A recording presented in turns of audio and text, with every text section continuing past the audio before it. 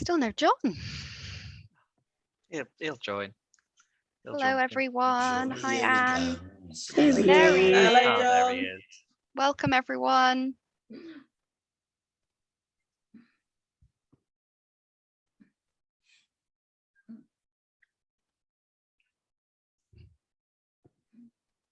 You're on mute, John. Hello. Hiya, John. Hi, John. Hello, everyone. Afternoon, John. Hi. We're just going to give it a couple more minutes to let other people join, and then we'll get started. Jolly good. I think I'll put on. Oh, good.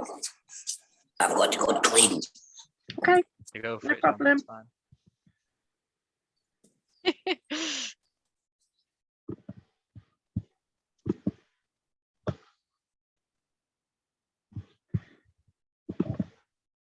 No worries.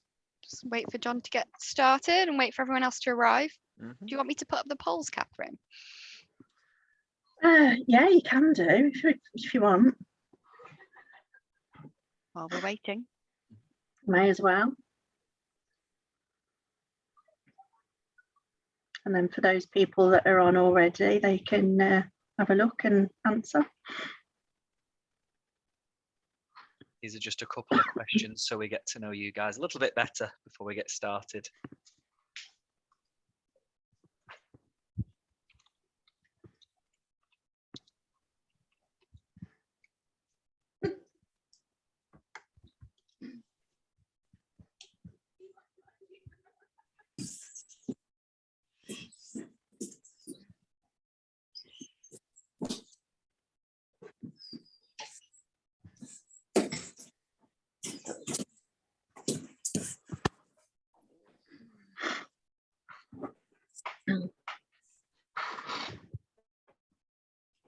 John?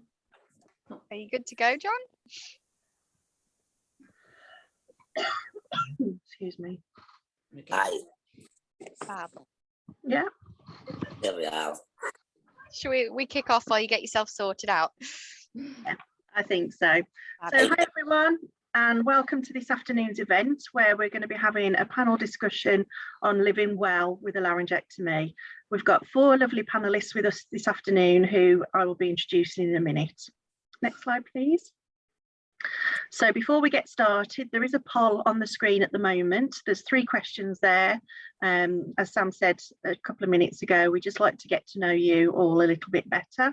How long ago you had your surgery, how you communicate, and also how old you were when you had your surgery as well. So I'll just give you all a couple of minutes to answer those questions. I can't seem to answer. It might be because you're a panelist, John. All right, we don't need to answer then. No, because you're going to tell us. Yeah, you've got the floor. Oh dear, that could be trouble. Oh, that's all right. We can mute you if we need to, John. We all fall together. Okay, we'll just give you another minute for those of you in the audience to answer those questions.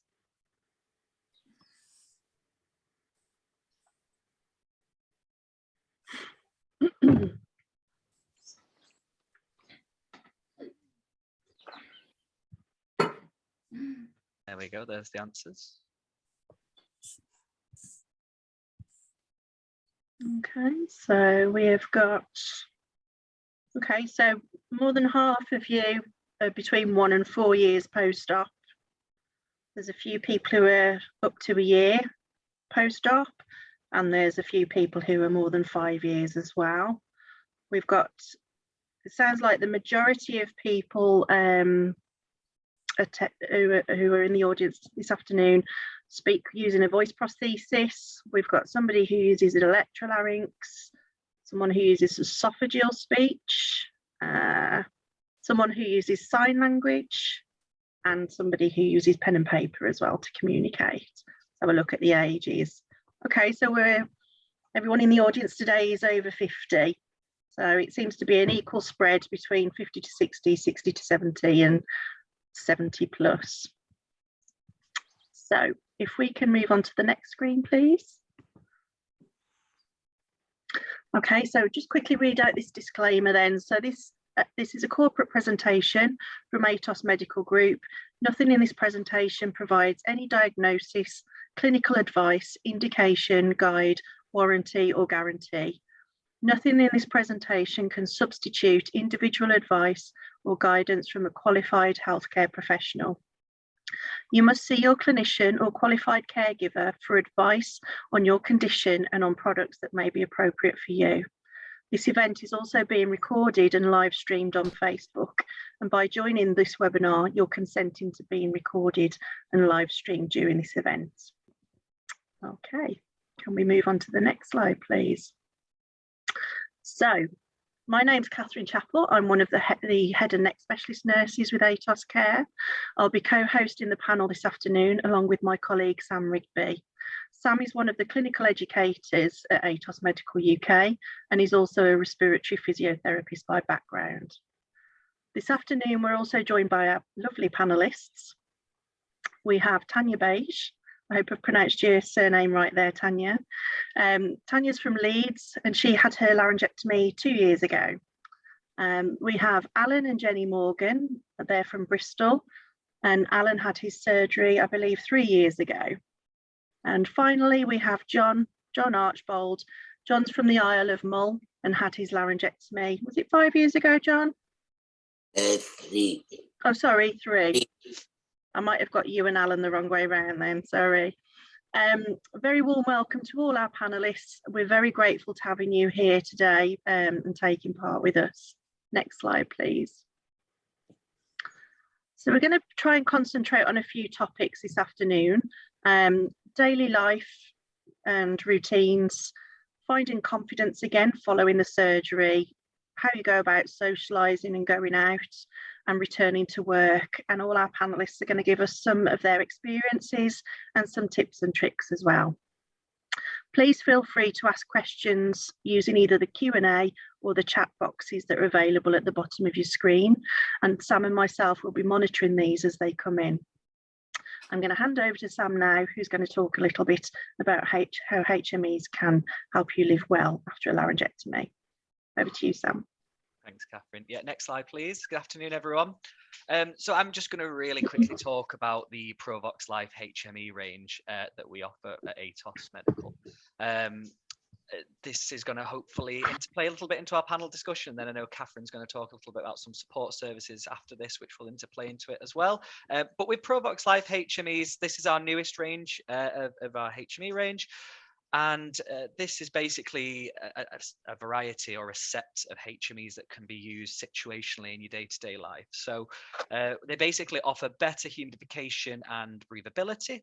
And can help to optimize pulmonary health. So the idea of HMEs, if you don't know in a nutshell, is basically it gives back heat and moisture that we breathe out. Rather than losing that heat and moisture to the air, we breathe that back in and give it to our lungs, which is really important for keeping our lungs nice and healthy, keeping the mucus nice and loose and easy to cough up, and hopefully reducing our risk of things like chest infection. So that's why they're so useful. But just to quickly go through the range, we've obviously got our standard kind of daytime use, which is the home and go. The home, the idea of this one is for if you're sitting around watching television. It's got slightly higher humidification with it, slightly lower breathability, so because you're just relaxing, you're watching the soap operas or whatever you're doing, or you're reading a book. And then if you wanted to get up and go and make yourself a cup of tea, or you want to go and take the washing and put that out, then you'd pop on your go. This has a little bit better breathability, so it just gives you a bit more comfort when you're moving around and just helps with that compliance side of things. And that's the idea, is you change between these two HMEs to kind of fit your day-to-day life. We've got the night HME, which is a HME with much higher humidification. So it gives you lots of heat and moisture through nighttime when you're sleeping. And then we've got some specialized HMEs, if you will, for lifestyle. So we've got things like the Protect, which is a HME F, and it has an electrostatic filter, which basically just means it helps to filter 99% of viruses and bacteria. So much higher protection when you say going out and about to the shops, or you're going to busy hospital appointments, or you're going on the bus. If you want that extra confidence and peace of mind, then you can use the Protect to obviously give you that extra protection. And if you're a bit more sporty, if you like your jogging, your running, and I know we've had some questions come through, so we can talk about this a little bit more, but things like cycling, any kind of these sports side of things, we've got the energy. And the energy is a HME, which again has an even higher level of breathability. So if you're working yourself a bit harder, if you're finding that you're having to increase that work of breathing and you need that ease of breathing, the energy has that higher breathability to allow that, whilst also giving you the benefits of the heat and moisture and giving that consistency. And then as well as that, we've got the free hands, which is again a HME and with a one-way valve that allows for hands-free speech. Any of these and all of these are available. And obviously, if this is new to you and you want to chat to anyone about them, please consult your clinician and they can advise you. Or obviously, if you're under ATOS care, then you can contact any of the customer care or nurses as well. But this is the idea, is it's just a range there for you guys to fit into your day-to-day lives. You might need all of them, you might need just one of them. It's all down to you and it's all down to what your needs are. So please get in touch. But that's me for the Provox Life range, and I'm just going to pass back to Catherine now to talk about some of the support services. Thanks, Sam. So before we move on to the panel discussion, we'd just like to remind you of some of the support which is available to you. So if any of you are struggling or need some extra support, please don't forget that you can contact, as Sam said, your clinician at the hospital who can address any of your worries or concerns. There are also several head and neck support charities, such as the Swallows, NALC, the National Association of Laryngectomy Clubs, Macmillan and the Samaritans. Next slide, please. Also, as a customer of ATOS Care, you have access to our customer care team and nursing team who are on hand to answer any of your questions, as well as being able to attend webinars like today. And you can also keep up to date with us on Facebook and Twitter. And we have further events on the 17th of May, where we have another webinar on how to be more active after your laryngectomy. And then there's the MyLife experience on the 24th of May at 2 o'clock, where we have a Tai Chi class. So I'm definitely going to join that one. Hope to see quite a few of you on there. We can email these last two slides out to anybody that might want this information after the webinar, if you'd like.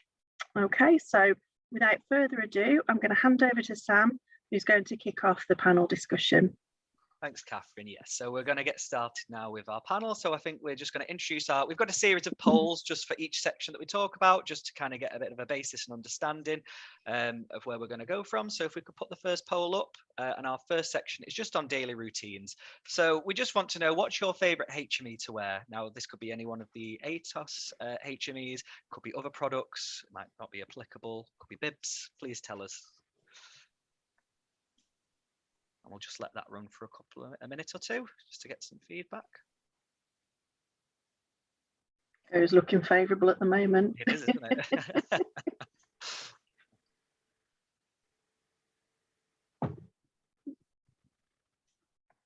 Fabulous. I think we'll close that from there. We've got some nice feedback coming through, and then we can jump into our discussion.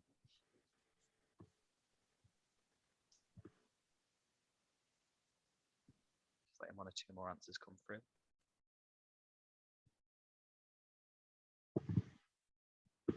Great, so can we share those results? Brilliant, there we go.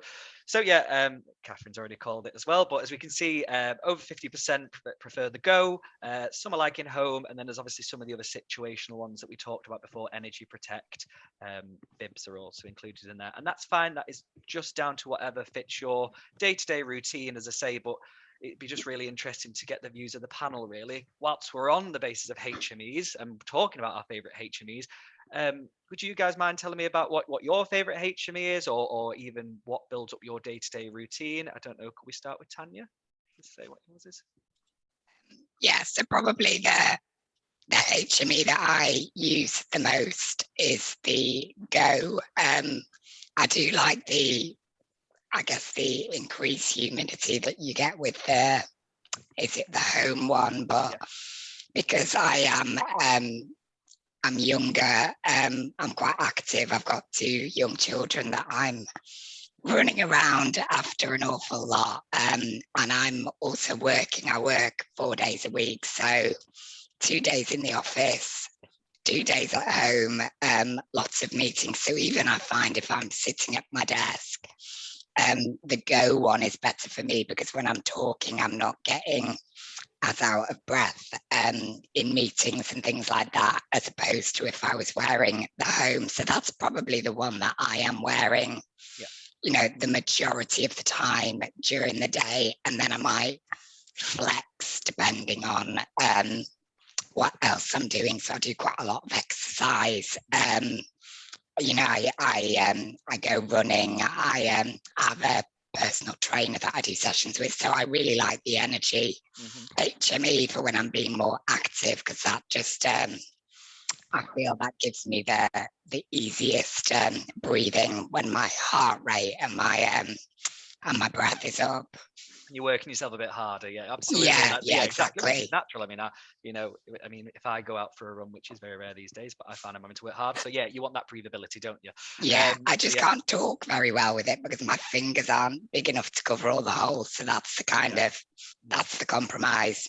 It's true. But then this is interesting for me to know in terms of talking with the energy. I know, like I say, if I do go out for a jog, I'm out of breath and hardly able to talk anyway. But do you find there is much? Do you still find there is much need to use this? Have the talking function, I suppose, with the energy. Well, I guess it depends. Obviously, if I'm exercising solo, so if I'm out for a run, I'm not talking to anybody. But if I'm out walking with my partner, then I might want to try and chat. But if we're going, it tends to be uphill that I need it the most, and I probably do a bit less talking. And he enjoys the silence. If I'm having like a one-to-one personal training session in the breaks, I'll obviously be speaking to my PT, but I guess I can speak with it. I just find that I can't occlude all of the holes very well with my finger. I have to use my thumb. Right. And it's just finding that balance, isn't it, as you say? But in terms of the energy and use of that, definitely, I think we'll come back to that a little bit more in depth a bit further down the line when we talk about hobbies, because that'll be really interesting to get your insight. But no, definitely. So for you, as you say, is that example with the go of having that kind of balance of you're quite active and on the go, and that's what works best for you, which is great, and that's what we talk about. John, what do you use, or are you similar, or what's your routine like today? I don't use the home very much at all because of. Well, apart from saying night time, like you're sitting about watching the telly. This is the go I've got on just now. But if I'm going outside, I put on protect, because I think that's been specially developed for the virus. Am I right? Was it developed because of COVID, or was it developed before that? No. And so about to say. I feel much better protected. I still wear a mask, which it's just for show, because we don't breathe through our nose or our mouth, but I think it makes other people feel better, I use the energy when I'm cutting the grass, like Tanja, when you're doing something active. So you missed out one of them in the poll, which was the free hands, the hands free. That wasn't in the poll. We're testing you. No, you're right, and I try and use that as well. But you know what it's like if somebody's speaking to you, and you don't have a finger free. So it's quite good if you're carrying something, or you've got both hands used. And you don't want, or washing the dishes, you don't want soapy hands going. No. I was going to say it's a shame that we've lost Alan and Jennie at the moment, because I believe that Alan uses free hands as well. So maybe when they can get back on, we might be able to revisit that. And talk about free hands again. The free hands I find more difficult to talk because you don't get the volume quite the same. I don't anyway. It's a bit quieter. And then you can blow the flap quite easily. You can, if you use too much power, then the wee flap gets So Graham, thanks Graham for popping that in. I haven't looked at the link yet, but Graham's just put a link to something on Amazon, what he uses when he goes down the pub to amplify his voice. So I'm guessing it's some sort of microphone and speaker pack. So that'd be So I interesting. have heard, yeah, I have heard people use those before. Sorry, Sam, what was you going to say? No, I was going to say, just an example, there's loads of extra advice out there, and it's always handy to this is the idea of these panels, is for you guys to share, and you know, it surprises me with the things that I didn't know about. So yeah, that's really handy. So thank you, Yeah. Graham. The next, oh, go on. No, I was just going to say, Julie has just mentioned something to what the same as what Tanja said, that she found the energy difficult to use. I'm assuming to voice because the holes are too widespread for her fingers. So yeah, so they're designed for men's fingers, not men's chunky women's. fingers. Yeah.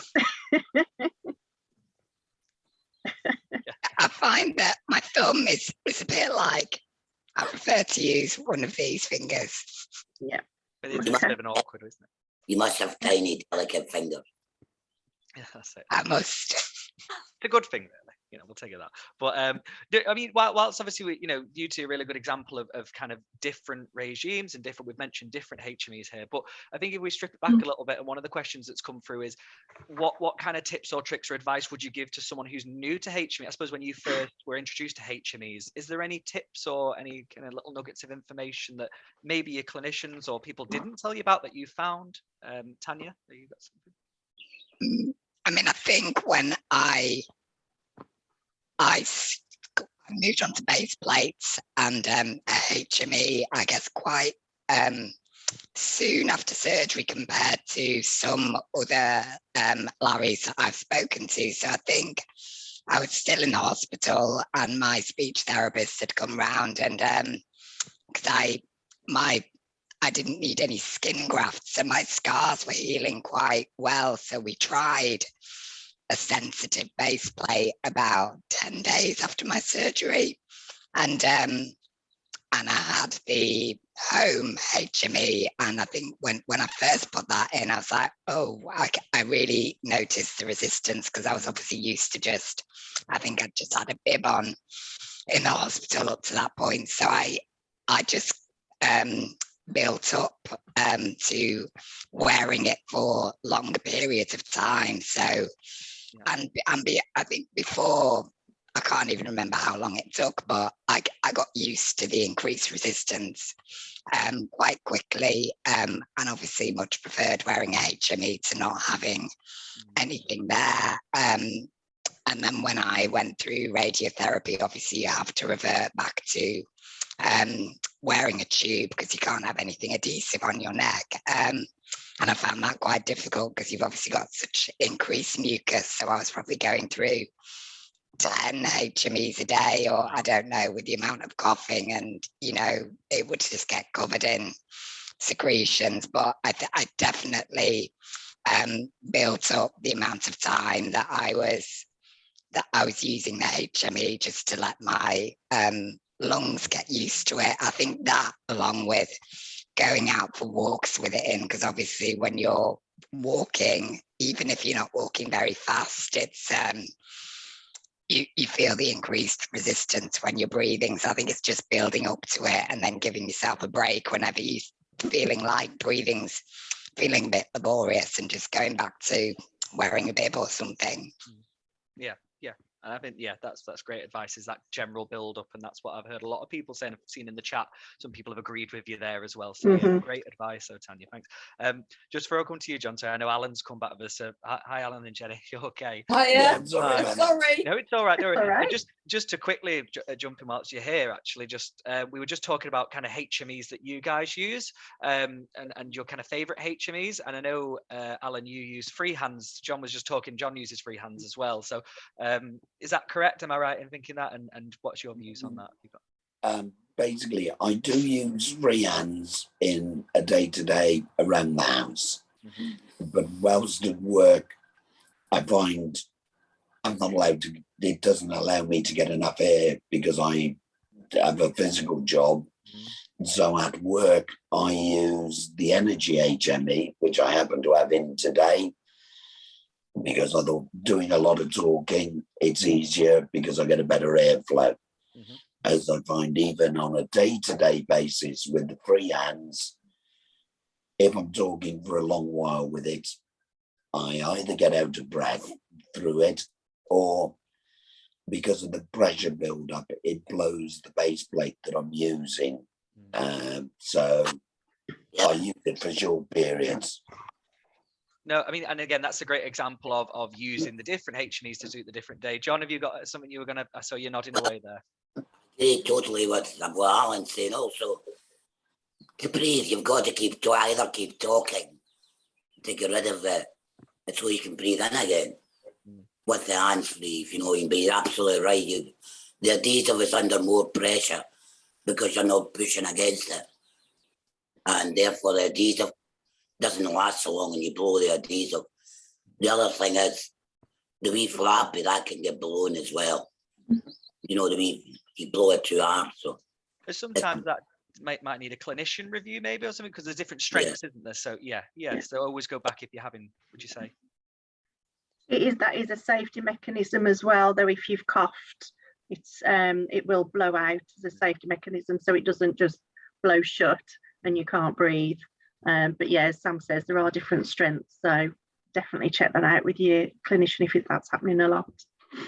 I've definitely found with the hands-free that I just get my base plate blows, and I've tried the Stability base. There's some other ones, aren't there?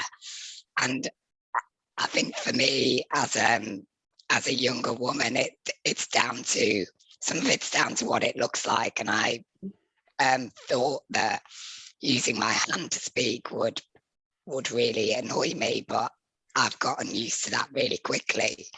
And I prefer the discreeter looking HMEs because I don't wear anything on my neck to cover it. So I find the ones that were designed to go with the hands-free, just there's a lot of plastic and they're a lot more obvious than the one that I wear.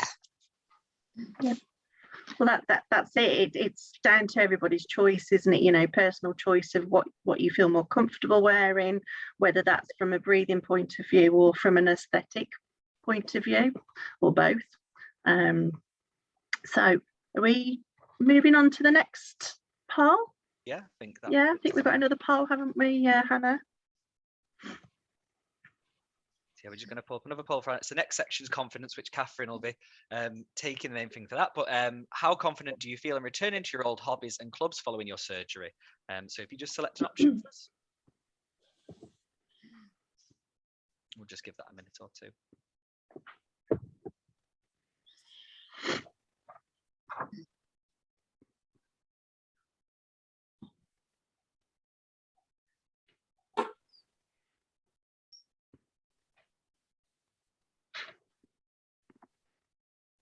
Okay, so it looks like there's a bit of a mixture going on there, doesn't it? A couple more answers popping up.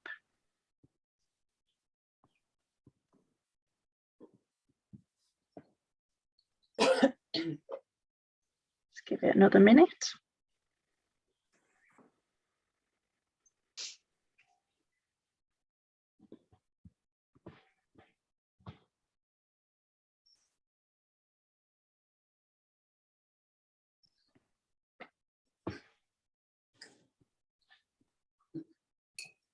Quite the mix of answers there.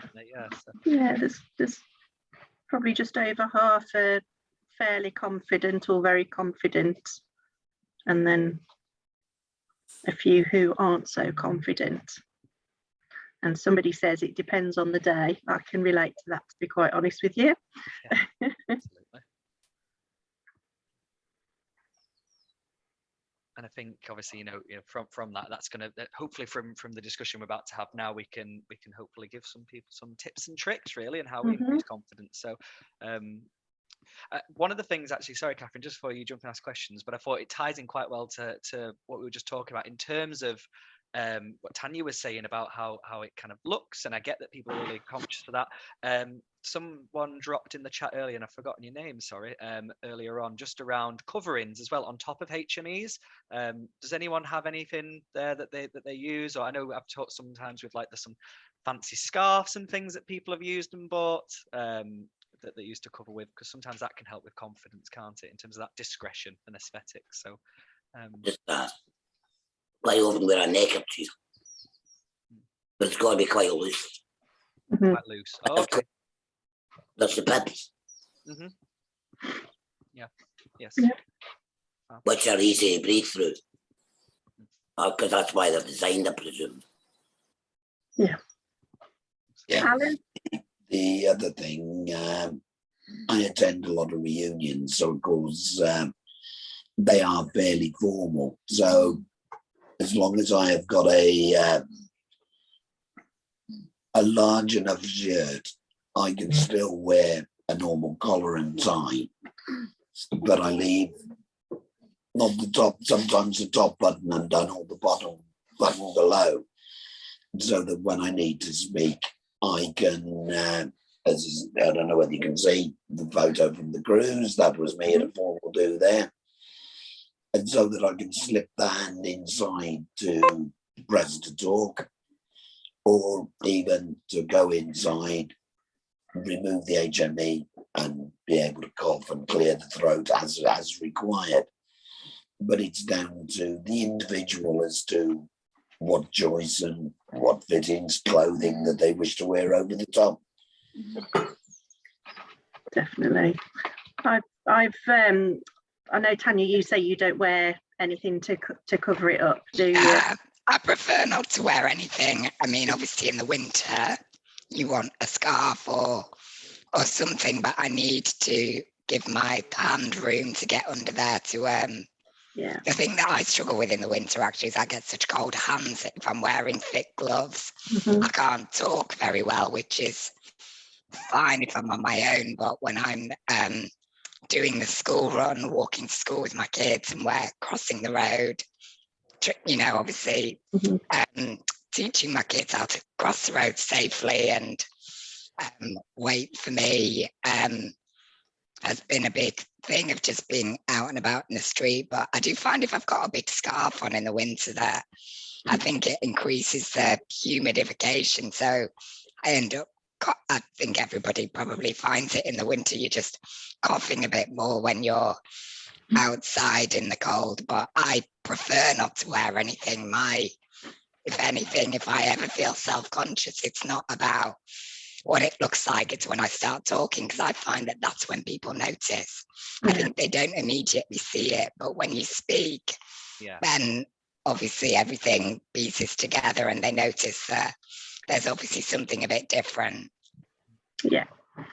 And I've met quite a few ladies who wear either a loose, you know, like the pretty chiffony scarves to cover up, or there's a couple of ladies that I know. One, she's bought specific jewellery that sits over the top, and then there's another lady who's got like this jewellery that looks a little bit like a bib, but it's beaded, and she's got them in every colour you can think of, so she can colour coordinate her outfit. So there are ways of covering it if you know, if for those people that prefer to.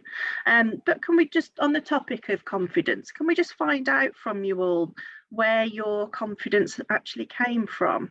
Were you a particularly confident person before your surgery, or have you had to do something specific following your surgery to gain more confidence going out and about?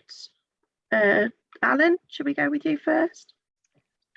Well, my confidence basically comes from being 32 years in the military. I will say this in my defense on people, but in the military, there are only two types of people, those that are alive and those that are dead. Whenever you went sick, you were always made to get back to being fit and well as quickly as possible. So therefore, my attitude has always been, the quicker I get this sorted, the quicker I'm back to being myself. And so that's where mine came from. Fantastic. It surprised the nurses on the ward at how quick And me. I was back to normality. But as I said, it's down to the time in the forces. You know, you've got to get on with your life. Yeah. The choice is sit and feel sorry for yourself, or get get up and get out there, and I'm one of those get up and get out there people. Yeah. Good for you, Alan. And what about yourself, John? Well, I've always been a pretty outgoing person. I was an art and design teacher for 33 years. So yeah, obviously you had to be pretty confident. You had a classroom of kids.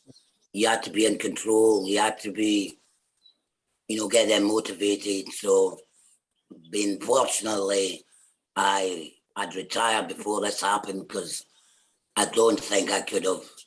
It would have been difficult to carry on in education, I think. I don't know.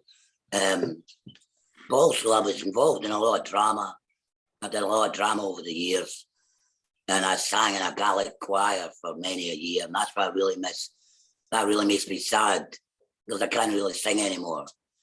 And, that was a really hard bit for me.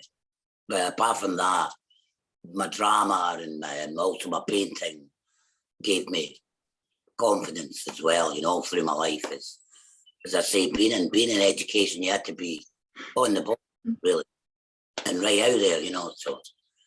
And I think early on, when I was wearing the Larry tube and outside, that was more difficult, because it was coming out every half hour, and I didn't want to be away from my toilet. I wanted to be close. But these are so much better, and I think that helps your confidence as well, because you can discreetly remove the HME. You can, instead of blowing your nose, you can blow your neck without really anybody really noticing. So, but I'm a pretty outgoing guy anyway, I think. Probably ask my wife and she'll tell you. Well, from the couple of occasions that I've met you, I can tell you that as well. So what about yourself, Tanja? Were you pretty confident before your surgery and outgoing, or? Yeah, I am. Yeah, definitely. I'm very social, outgoing person. I have I'm about to leave my job and go and work in education. Actually, I'm going to work at a university in student support, but I have I'm in a busy marketing role, but like John, came from quite a creative background. So I studied performing arts at uni, did a lot of acting and singing. That is probably one of the things that I miss the most, being able to sing. So I think for me, and I think talking to other Larrys, I think depending on what your lifestyle circumstances, maybe the age that the operation happened to you, even your gender can affect how it impacts you. So I think for me, physically, I bounced back quite quickly, got adapted quite quickly to the change. That's not to say I've not had issues with, leaking speech valves and swallowing and whatever, but for me, it was more the emotional impact it had on me as a younger woman having the operation, feeling like I wouldn't find anybody else that was like me that had had a laryngectomy, and they are out there because I've found them. But it's definitely been a grieving process, I think, for my boys before. But I think having young children, that was the biggest driver for me to kind of move forwards, get on with things, because my job is as their mum. So taking them to swimming lessons, dropping them off at school, all of that stuff, which I've kind of been forced to do because I can't not do it. So I think that's helped build my confidence. But like John said, I think the further out of surgery you are, and everything just settles and gets easier, so you don't feel like you need to be near a toilet every 10 minutes because you need to clean your stoma or do whatever. I think the confidence has just gradually built up, but everything for me was in the pandemic, so the first year didn't really see anybody, so I got used to being in this bubble at home. And then it was probably a year on that I was just starting to really get out in the public and deal with people's reactions. But it's I think it's a different process for everybody, but I would certainly say having professional support, if you need it, is really worthwhile. I had over a year of counselling sessions to help me process, you know, what's happened to me, and that's been invaluable to me. Fantastic, thank you, Tanja. And just since as you mentioned the pandemic there, can we just ask you all how you've dealt with the pandemic? So has that affected your confidence in getting out and about? Yeah, I would say I didn't go anywhere hardly. Yeah. Well, we all get letters from the National Health saying you're on high risk, and I'm still having immunotherapy as well. Right. And basically they're advising you not to go anywhere. Basically, that was it. So I didn't go anywhere really. I didn't even go into the shop. And well, I was lucky living here in Mull because we've got so much space. I could go a walk and not me MD, you know. I go out an hour and a half and not see a soul. And normally we get lots of visitors and tourists, but that particular summer we had the island to ourselves. There was no tourists, so nice and quiet.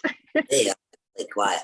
We literally didn't even see my family, or if they came to see me, we stayed outside. Mm-hmm. You know, so I mean, I was really locked in, but and I had my painting, and I didn't feel bad about that. I wasn't as if I was like, must have been terrible for people living in flats in the middle of a city and no, you know, not allowed to go out. So yeah, so I was basically isolated with my wife, of course. Yeah. What about yourselves, Tanja and Alan? Because you're in larger areas, aren't you? Bigger cities. Yeah. Sorry. Tanja, no, go on, Tanja. Sorry. Yeah. I live in Leeds, so I'm in a city, but I had my surgery the day that we went into lockdown in March 2020. So the pandemic, I think, probably gave me a very different experience to people who maybe had their surgery for a year or two or longer. I guess maybe if I'd already been a laryngectomy, I might have been too scared to go out. I don't know, but because it was all happening at the same time. So for us, the virus was this huge, scary thing that we needed to protect ourselves from. So we isolated for a very long time. So it was just me and my partner and the kids at home, and then, you know, forming a bubble with my mum and dad. So I think finally, when the rest of the world started to open up, we were still being very, very careful. So starting to be in public places for me was quite, you know, it took me a while to build up the confidence to go out with. Sorry, I can hear a bit of it. Sorry, I'm not sure if that's Sorry, that was Alan. You're on twice. Oh, you are on twice. Yeah, it just it took me a while to feel confident enough to go out with my children without my partner there too. So things like taking them to the park, which I felt like I should be able to do on my own as their mum, because my voice was, you know, everybody who's been through this surgery knows that your voice changes and it gets better. So a year ago, I would have felt a lot more self-conscious and nervous to take them far on my own. I was just going for little walks around the streets, but that's definitely changed, and I have a lot more confidence doing all of that stuff now. Fantastic. I've just seen the time, and the time is whizzing by. Yeah. So I'm just going to quickly ask Jennie a question, because obviously, you know, we're getting some brilliant information from you guys, having actually been through the surgery. But Jennie, we'd like to hear from you as the wife of somebody that's had a laryngectomy. How's it affected you as an individual? Well, I wasn't a wife when he had it done. Oh, sorry. Okay, so a partner. Yeah. I'm now a wife. Congratulations. Yeah, I'm now a wife. And yes, it's been different.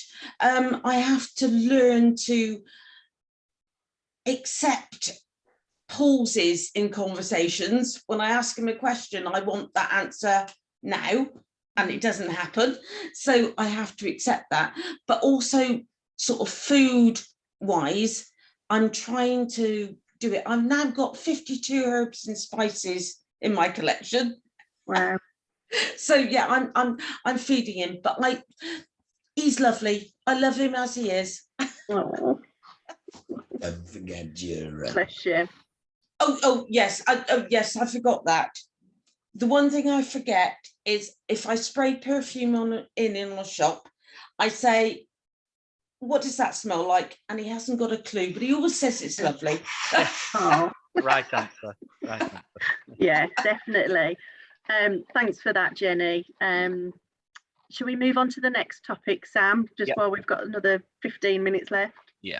That's fine. Yeah, the next topic's on socializing and going out. So we've just got a quick poll for you to answer as well there, which is just how often do you go out socially? And we've just got it in terms of regular, rarely, or never.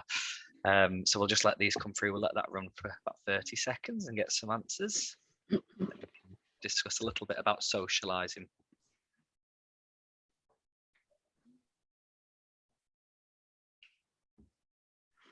Brilliant. So give a couple more seconds. Fab. And then Graham said every night. I like that one. There you go. So there's Good the on you, answer. Graham. Good on you, exactly. So yeah, a majority in regularly. We've got some in rarely and one in never. So hopefully again we can talk about some things, or please feel free to drop in the chat function about any things that you might feel limit you to doing that, and we could discuss those. The first one I want to talk about is quite a popular one. It's come through on the chat a bit as well, but just some tips about eating out and going out for the first time. We've seen the pub been mentioned, but just to restaurants or anything. If you like me, I'm a bit of a foodie. I love going out to the restaurant. So has anyone got any suggestions, for the first few times you went out doing that, what you found helped? Whoever'd like to go for it. Tanja, have you got to say something? I mean, we do go out for dinner. I've spoken to people or see people say that they very rarely eat if they're out socializing, so they'll only go out for a drink, because obviously we can't eat and talk at the same time. And I've had various issues over the last year and a half with swallowing, but it doesn't stop me from going out for a meal. I think that whoever I'm with, be it my partner or if I'm out with some girlfriends or whatever, they understand, they know that I can't talk and eat. So sometimes I might just say, you talk and I'll listen. And it just takes me a lot longer to eat a meal. I drink lots of water to help wash it down, which means I have to go to the toilet a lot more. But I've always really enjoyed socializing. So for me, going out and socializing and eating a meal with my friends that's something that makes me feel like I've really got back to normal. Because when I've been having problems with where I've really not where I've been struggling to swallow and I've needed to have procedures to stretch my esophagus, or I've had persistent leaking speech valves, so that has stopped me from going out, because I can't drink to wash it down because it leaks through. If everything's working as it should, then I don't let it stop me. My friends or whoever I'm with know that I just need longer to eat, and I'll just sit there and go, because I'm swallowing, So a top tip really is just having that bit of a open conversation with people, just to prepare them for it basically. Yeah, which makes sense. Just when they try to clear your plate in the restaurant because they think you've finished eating and you're like, no, I'm Gonna just wave them being down. slow. I know. Graham in the chat says not to order too much as well. And I think, is it the NALC charity that do like a little credit card size thing that says that you something about being able to order like child portions if you aren't able to eat bigger portions as well, because obviously some people can't eat as big a portion either. So that's some good advice there, Graham, as well, not to order too much. Go on, Sam, back to you. No, Sorry. no, that's great. That's great advice, Graham. Thanks. John, have you got any just generally about going out into any Yeah. social activities? What you did at first? Well, the last 2 years have been really because of the pandemic, but it's only in the last little while I've started going out, I suppose, into restaurant. But if you choose your restaurant, like Italian's my favourite because pasta's easier to eat than a lot of things. So I think you've got to be selective, and I've never had a steak since my lack of laryngectomy, for example, because it's so difficult. But my wife tells me I eat really well. She's quite surprised at it. But again, like Tanja, you can't talk, so people you're with might ask you a question, you can't answer, of course, but they do understand that. And also, if my wife's visually impaired, so if we're out together, I ask the waitress to read the menu. So, because I just to save my voice from reading all the menu items for Morven, and they're usually very, very good at that. And it's great. That kind of, like, choose your restaurant and choose where you're going to eat carefully, And I bit of forward planning never goes amiss, does it? Absolutely, I agree with you there. Yeah, definitely. And we've got, I think we've got somebody else who's military or ex-military in the audience as well. Jonathan says 7 weeks after his operation, he went out with his wife to meet a load of lorry drivers in Leeds for an evening meal with the lads in spoons. He just said about taking your time about eating and drinking in moderation. It also says that he went back to work 4 months post-surgery. So, but again, it's everybody's different, aren't they? Everybody is able to eat and drink at different times and, at different stages. And some people have to have softer foods. Some people can eat steak and bread and things. Others can't. So. And John's just come through as well, that John on the chat, not John, our John. He's just said, building it up slowly, coffees first. And there. So it's really, really good advice coming through from everyone here, actually. I mean, on the point of kind of giving advice and things like that as well, just one of the things that's come through for socializing and going out is support groups. Now, I know Tanya's mentioned, but just before we go to Tanja, because I know you've got some in terms of social media and things like that people use. John, do you have anything that you use? Or is there any groups that you've been involved with as well in terms of support group? John, sorry. Well, I'm still involved with my choir, although I don't sing anymore. I'm the president, and I go along to meetings and I go and listen to them, even though that did take me a long time. But because of the pandemic, we were on Zoom like everybody else, So now it's beginning to open up a wee bit.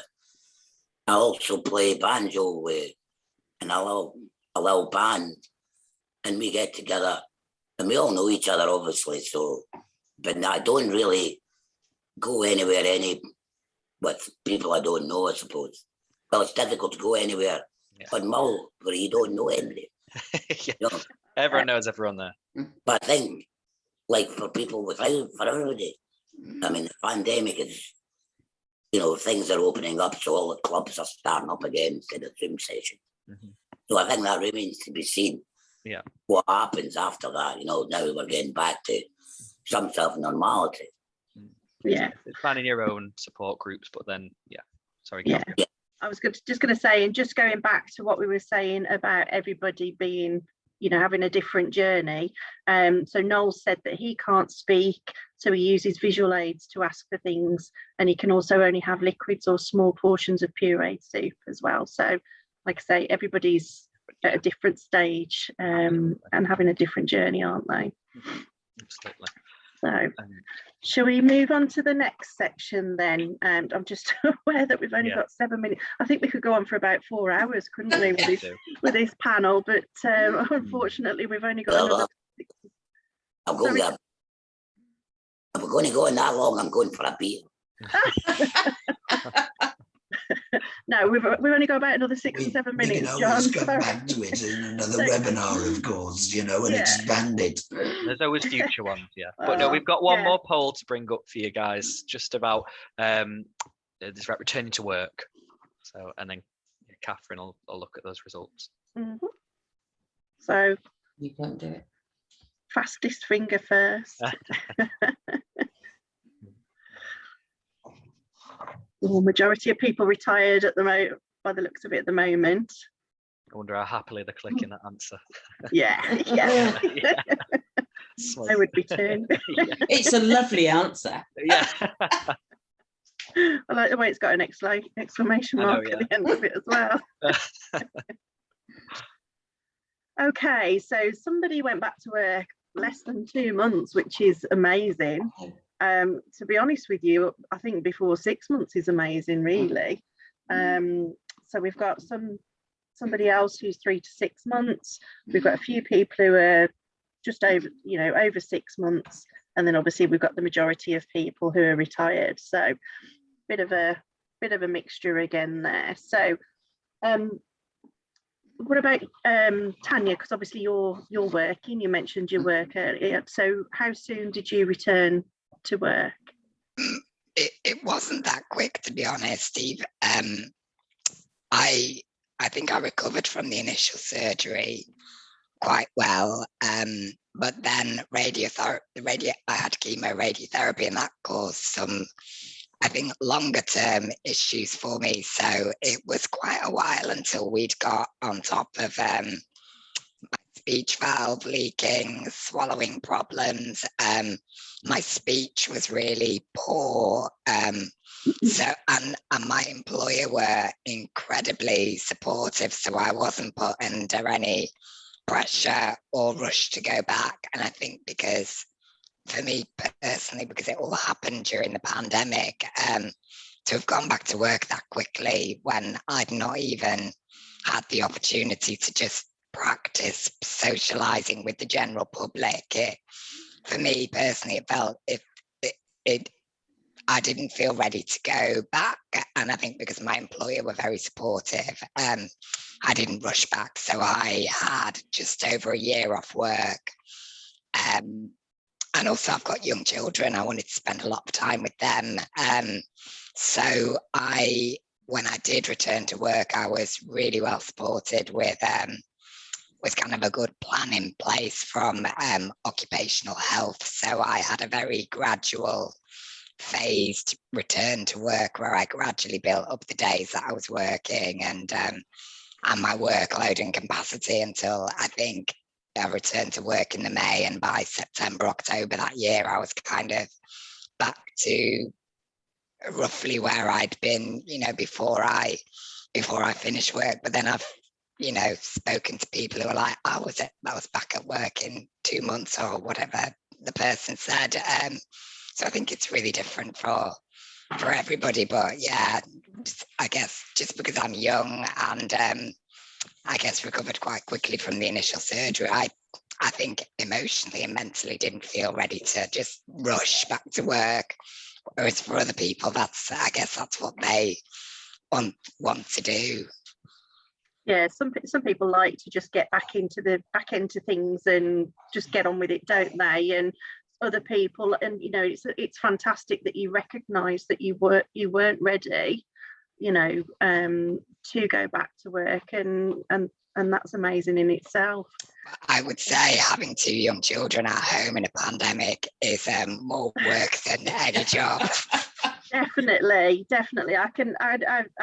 I appreciate what you're saying there, Tanja. I mean, mine aren't as young as yours. Mine are quite a lot older, but yeah, working at home, homeschooling and everything, it's not been fun, has it? And that's a job in itself. So yeah. Just quickly, I've had a message from Hannah to say that we can actually go on for longer if you guys are available, unless you've got to shoot off for anything. We can go probably on for a little got an bit extra longer. 10 minutes, but I am actually working today. Oh, bless you. All right. But go as long as you want. Okay. We'll go next 5. I can always duck out and you carry on. All right, thanks, Tanja. So Alan, same question to you then. So how soon did you go back to work? Well, I was working as a VIP chauffeur when I was diagnosed. I had my main op in the August of 2017. At the end of September, I went back in and I had the hole punched for the speech valve. And I was back then at work as a chauffeur in the March of 2018. So it was basically 5 months from getting the speech valve fitted to being back at work. And I was supported well by the company. They put things in place that enabled me to do things as and when required. But it was back into working full-time hours straight away. And I continued with that even into the beginning initial parts of the pandemic, until of course the travel industry totally collapsed, and then I got furloughed initially and then made redundant. And so now I work with Tesco as a customer delivery driver. And again, they are acceptable of everything that I need to do if I need to do anything at work. And they support me, and I find it's very easy. The number of customers that I meet on the doorstep who say, oh, I've got a cousin, an uncle, an aunt who have had a laryngectomy. But the most surprising thing is the number of children that I speak to that are at home with their parents, and they accept the way I speak without any reservations. And quite a few of them want to know why I now speak like this. Mm-hmm. And so I take the time to explain it to them, and they think, and they're great with it. Never feel ashamed of having had a laryngectomy. Live your life as you want to live your life and enjoy it to its fullness. That's some great advice there, Alan. Thank you. And it sounds like, I mean, yourself and Tanja seem to have had a great support from your employers. And there's a couple of people in the chat have been saying about how, you know, they've had good support from the sounds of it as well. They've had phased returns to work. Unfortunately, there's 1 or 2 people that haven't been able to return to work as they would have liked to. But as we say, everybody's different. Everybody's jobs are different as well, aren't they? So just touching on what you said there, Alan, with your little bit of advice there.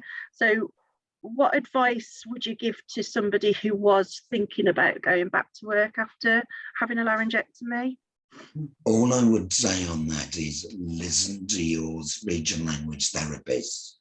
I pushed to get back to work, and it led to a few problems for me.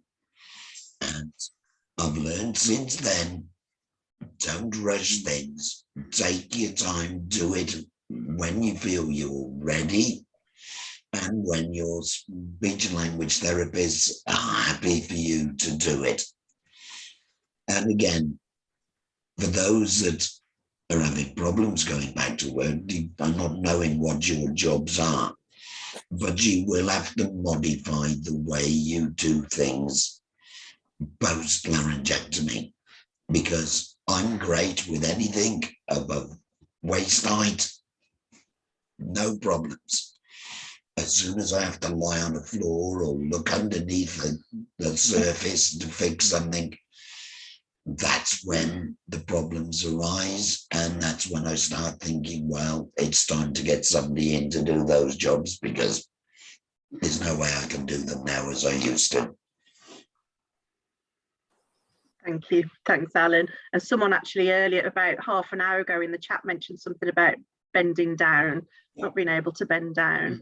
Tanja, what about yourself? What sort of advice would you offer to somebody who's thinking about going back to work? I would agree with everything that Alan said.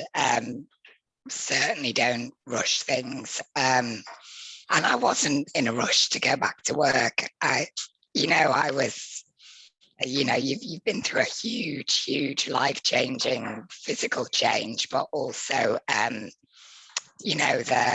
the process of accepting whatever diagnosis you've had as well. But I think as well as taking the advice from your speech and language therapist, your medical team, whoever that is, just keeping communication channels with your employer open and on your terms. Sometimes months would go by when I'd not spoken to them, when I was going through radiotherapy, but just kind of, I guess, helping them know how to help you by telling them what you need. So having occupational health involved, letting your employer know what, depending on what your job is, what kind of, adjustments you might need, whether it's, for me, I'm in a lot of meetings, so I can't be in back-to-back meetings because I need to go and, clean my speech valve or do whatever. I can't be in a working lunch because I can't sit and talk and eat a sandwich at the same time. So it's just letting your employer know, what you need, and that they appreciate that because they don't know. I guess it's just whoever you work for, educate them a little bit about what you need so that they can support you in the best way that they can. Yeah, fabulous. Thanks, Tanja. John, have you got any advice? I know you're retired, but you, as you say, you're president of a choir and you paint and... Well, my painting's my work, because I sell my painting. I get people coming in to me, obviously, to visit the studio. And funnily enough, I had a woman in Tuesday, no, Monday. And Wednesday, I went down to get my valve changed because it was leaking. And I've got to go to Glasgow for that. But anyway, this woman came in on Monday, and she knew right away what I had. And she used to, that was her job, which she used to work in the east side of the city, of the country. And she replaced speaking valves. She was a speech and language therapist, which was quite amazing. So she knew exactly what I was going through. So my work's my painting, so I'm self-employed now. I noticed a message come up Sunday as a teacher that teaching with laryngectomy, because I think that would be quite challenging. Yeah, I think it's Julie. I think she teaches a brass trumpet, I think. Or kids. Yeah. No teaching a class, which I don't know. I don't know if any laryngectomies could return to teaching, because your speech has to be strong. Classroom, 25. So my work, my studio, my painting. So. Yeah, and that's a fantastic painting you've got on show in the background as well there, John. Beautiful. Gorgeous. Is that just down the road from you, is it? Yeah, in the road. I thought it might be. So I have come across somebody who did go back to teaching part-time, but used an electrolarynx, had a voice prosthesis, but used an electrolarynx because they found that easier to teach, to use, to speak, to teach. So, and I think that's just come through the chat as well of another example. Someone knew of that exact same that you just said, Catherine, as well. So yeah. Okay. Different. Yeah. It might be the same person. It might be the same be. person we're thinking of. So probably is. I think I've just got one more question, and I think we might wrap it up there because there's a couple of people have dropped out, and obviously conscious Tanja, you've got to get back to work as well. So following your surgery then, what's been, so this is to all four of you as well, because Jennie, we want to include you in this one. So what's been the biggest surprise to you that you weren't expecting? Has there been a surprise, any surprises that you weren't expecting? Or even your top one each. Surprise. Yeah. So for example, I hear a lot from partners, spouses, that the person doesn't snore anymore, and they were really surprised. That's me. Well, Yeah. I used to have to use a machine for about 15 years. I had one of these. Did you have sleep apnea? Yes. Yeah. And now I don't snore. But it's some way to do it to stop snoring, is it not? I mean, it's quite major. Yeah, it's a bit of a drastic action, but yeah. Okay, anybody else? Alan? Has there been any surprises? Not really for me, but I'm sure Jennie might have. No, please don't. Yes, go on. Come on, Jennie, spill. No. I'm going to pass on this one. Okay. Go on, John. I am now very windy. Oh. Oh. Both ends, because I think we swallow, Tanya's laughing, we swallow a lot of air unconsciously. Well, I do. No, What? I'm not very windy. Thank you. He just finds it funny that you are, John. No. So is Alan. Oh, but also get the other one as well. I think a surprise for most of my friends and family, because it was such a quick. I was diagnosed, and then a week later I had surgery, so we barely had time to get used to it. I didn't know anybody that was a laryngectomy, so I had this worry that I was going to sound like a total robot, or and that my kids were going to be really freaked out by my voice. So I think that one of the biggest surprises in a nice way for my friends and family is that I still sound like me, even though my voice has changed. Everybody says to me, I can still hear Tanja in there, it's still you. And then I guess the other surprise, which is slightly less of a nice surprise, but I think it took a while for everything to hit me. So initially after surgery, I was doing Joe Wicks's PE at home with the kids 4 weeks after surgery, thinking I'm fine. And I think I had a bit of a delayed reaction to everything after I'd finished treatment. It suddenly hit me like, wow, this is forever. So I guess that links back to the not rushing into things too quickly, because you think that you're just getting on with things and just allowing the process to happen in terms of accepting everything that's happened to you. And that's when I sought help from a counsellor to just help me process some of those, more of the emotional stuff that comes with it. Fantastic, thanks, Tanja. Yeah, we've got a couple of other people in the audience agreeing as well about sounding like them. So yeah, you do retain your accent, because it's not actually your voice box that produces your accent. It's your hard palate, soft palate, your teeth, your tongue, and your lips as well. So that's why you tend to retain your accent. I thought I made a bit posh, but it didn't happen. I came across a lady that thought she was going to be speaking with a Swedish accent because she was having a Swedish voice prosthesis. But yeah. Alan, what about yourself? The thing that's become very noticeable, however your voice is still you and your accent is still there. What I found is my voice has dropped maybe 1.5 octaves from what it used to be. Yeah. So you will notice a deepening of your voice, but it's still you at the end of the day.